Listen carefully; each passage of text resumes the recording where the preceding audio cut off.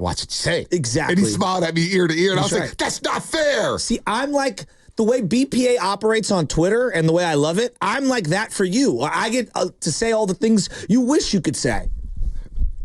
No, that's not true. There's some things you say that I'm like, whoa, I wouldn't say that. You love it. So, like, for example, yesterday, Draymond Green is asked, and they're in Hawaii, and they're like, what is Jonathan Kaminga? You know, what position is he? Well, let's play it. Yeah, play the sound. I think he's a 3. It's always been my opinion. That's going to change. That's not going to change. I think, you know, to play the 4, it requires a certain skill set.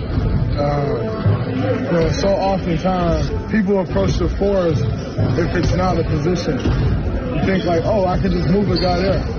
So it's a position that you have to know how to play. It's like, you know, you never hear, you don't think anybody can play point guard. The 4 is the same thing. You know, it requires a certain skill set, a certain knowledge, a certain understanding of that position to do that. He's never done it. Can he adjust and learn that? I don't know. Can a receiver learn how to be a quarterback in 2 years? So, you know. So that's about Kuminga. Thinks he's a 3, not a 4. Can't just play the 4. He's not ready to play the 4. Not a receiver to quarterback. They got it, you know.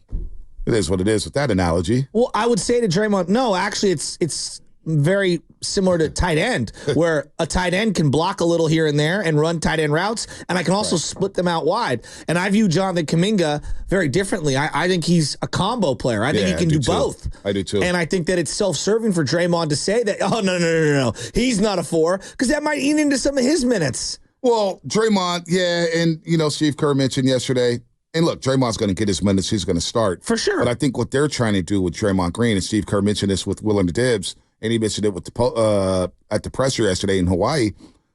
Hey, look, man, we can't have Draymond Green play the 5 for extensive minutes. Not at this stage of his career. We need Draymond Green. So playing him extensively at the 5 is going to wear him out. And this team needs Draymond. But here's the conundrum that they're in. The roster that they've built, and we've been talking about it in direct and indirect ways for 2 years. The roster that the Warriors have built, we know you can't have 2 or more non-shooters out on the floor simultaneously. So if I think of Marcus Richmond. What? I don't know why I think of Marcus Richmond when you say that. You can't have 2 non-shooters on the floor. If Draymond has to play the 4 for X amount of minutes to start a game, that means that you have Trayce Jackson-Davis starting the game, which I'm fine with, because now I've got a defensive rating that's actually really good. Like, if you look at their advanced numbers and things like that, them together, the team played a lot better defensively. Offensively is where you run into things, because now you have a clogged up paint. No doubt. And we know that right now, the way Jonathan Kuminga plays, I don't know if he's a stretch player to where he's going to be able to consistently knock down the mid-range and the long-range shots to warrant him playing the 3 alongside of Draymond and Trayce Jackson-Davis. It just feels like a clustered lineup, which then puts Jonathan Kuminga back on the bench to start games. I think it's a difficult tapestry. My ideal lineup is you got to have Wiggins and Kuminga out there together. They've got to play together. And I think they did play after initially Steve Kerr saying, I don't know if we're going to do that. The numbers don't support that. And then we had no choice to play both of these guys together. I thought, boy, okay. And Steve Kerr mentioned yesterday, I know the day before, he said, hey, there's 4 starting spots. The only guy who's guaranteed a starting spot is Steph Curry. Yesterday he said, no, look, Draymond's starting too. He's thinking about the shooting guard spot and whatnot. But ideally, I need Kaminga and Wiggins out there for the perimeter defense to lock people up, because Steve Kerr's talking about defensively, they need to get scrappy. They need to get better. Well, I need 2 of my better athletes to be out there on the floor. That's Andrew Wiggins and Jonathan Kaminga. Now, before we move on to Steve Kerr and how he wants the Warriors to play offensively, how about this quote in Marcus Thompson's piece in The Athletic this morning? Draymond Green said this: when you've built this bleep up from the laughingstock of the NBA, it feels a little different. I said to Joe Lacob 2 years ago, like, you should understand, I think about this organization like it's mine.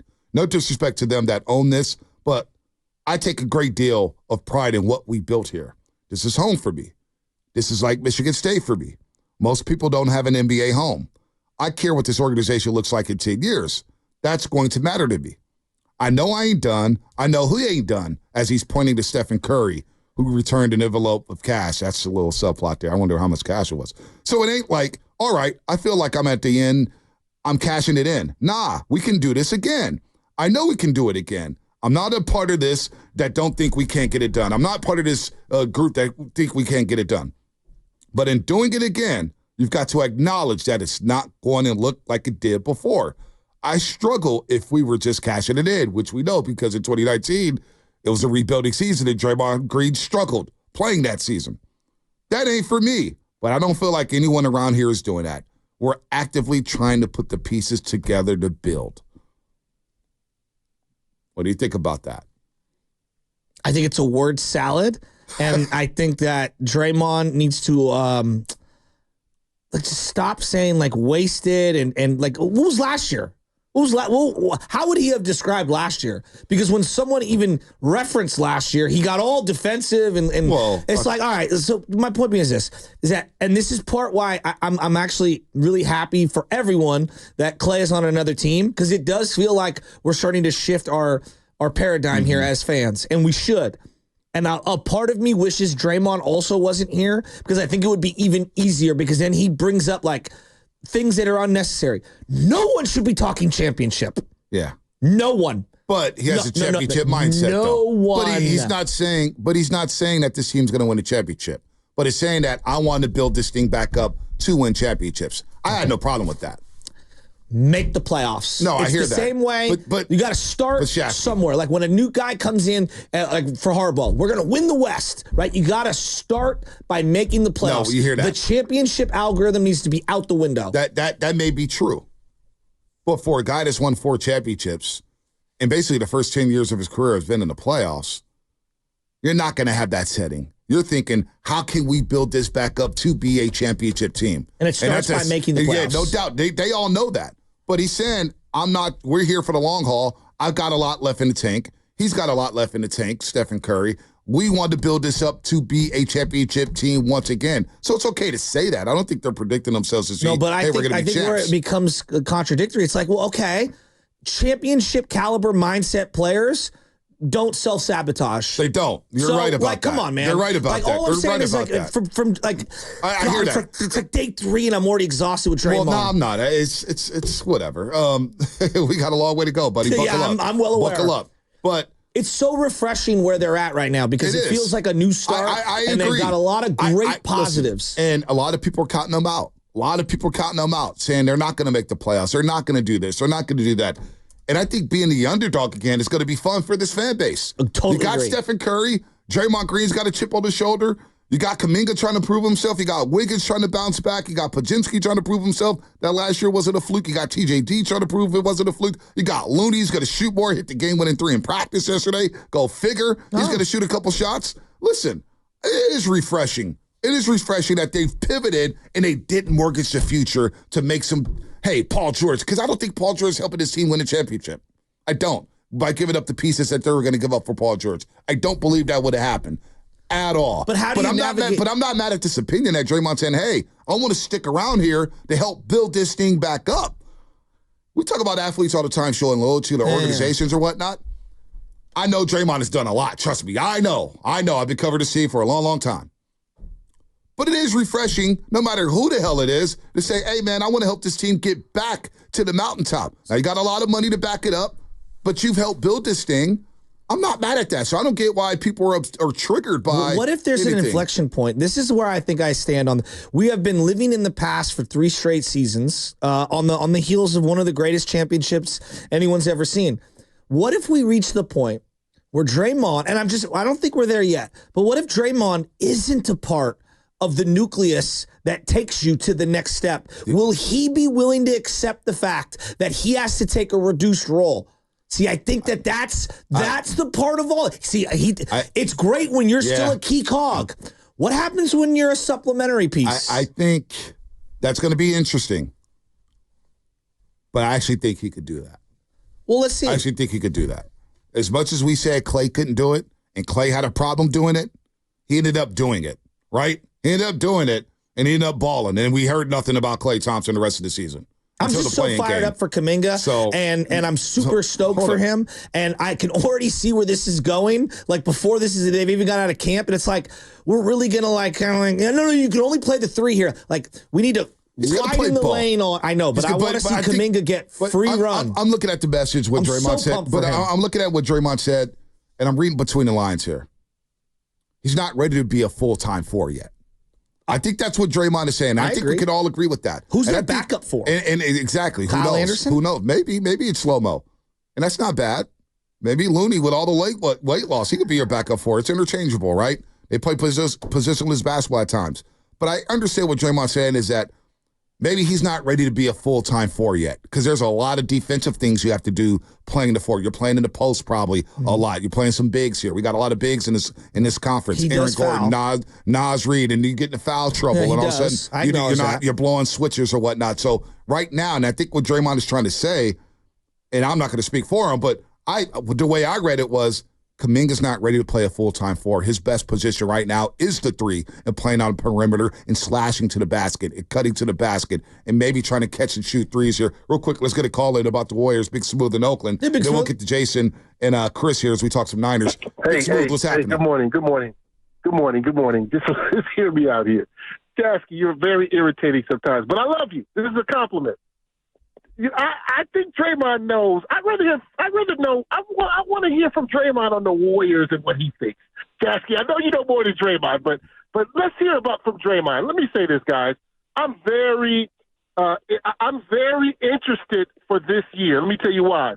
Because this team is a Swiss Army knife team. There are so many variations. Most teams have 7, 8, 9, and that's it. And then they start to fall off. This team can go 10. And depending on what Quentin Post looks like, this team could be very interesting. And they got the young legs to take them through the end part of the season. I think this team is special. And I don't know how you guys feel about this, but right now, today, I feel much better about this team than the last year's team. I agree. This team completely has a defensive edge. Yep. This team has a defensive edge to it. And I'm telling you right now, man, listen, I agree with Draymond from this aspect. I don't see Kaminga as a 4. Yeah, he's more of a 3, but he's a different kind of a 3. Mm-hmm. He's not a 3 that's going to put up a lot of shots, but he is a 3 that can block somebody down potentially. And listen, I believe this, and you can put me on the record on this. I believe this is going to be Wiggins' reemergence. I'm just with saying, you, man. I'm with you. I'm buying stock in him. I'm dead serious, man. You guys are laughing. I'm dead free. I'm with you, Big Smooth. Real quick. I'm going to play this Kirk Cup before we get to the Niners. I'm buying stock in Andrew Wiggins. I am. I'm buying a lot of stock in it. And thinking the other aspect, too, of Kaminga playing a 3, getting downhill, he gets to the free throw line. On a team that doesn't get to the free throw line a lot, Kaminga's one of your guys who's going to get to the free throw line. And here, real quick, I got to play this Kirk cut about what they were going to do offensively. We were 4th in the league in threes last year. We lost Klay Thompson, right? So what I'm saying is I don't want to drop that top 5. I think this team, in order for this team to win, we need to shoot 3. We don't get to the foul line a whole lot. We don't have, the personnel to just generate points in the half court really easily. We've got to execute to do that. So for us to be successful, we want to shoot a lot of threes. And I think we have more depth to our three-point shooting this year than we did a year ago. So we want to fill that void that with Klay's departure brings, but we want to fill it with a lot of different people. And, getting threes or dunks in transition, that's kind of the idea. And then in the half court, if you've got good spacing, you get more threes there. More threes coming up, Shasky. Does that mean Draymond and Trace Jackson-Davis and that starting lineup are going to be hoisting? Well, I think Draymond's going to have to hoist. He's going to have some open shots. Kevon Looney's going to hoist a couple. He wants Wiggins to shoot about 5 to 6 to 7. Well, I do like their bench. I mean, when you got Buddy Hield, Melton, and Kyle Anderson, even though Kyle doesn't shoot, I really like their bench. I like their bench. I'm very interested on Pajemski this year. King's Tale, unnamed player, media day, Bonte, we're going to win 50. We're winning 50 this year. I ain't mad at that. Not mad at it at all. All right. Hey, before we get Matt Lively on, stagger him because I want to squeeze in Jason and Chris before we get to Matt Lively. Jason, Chris,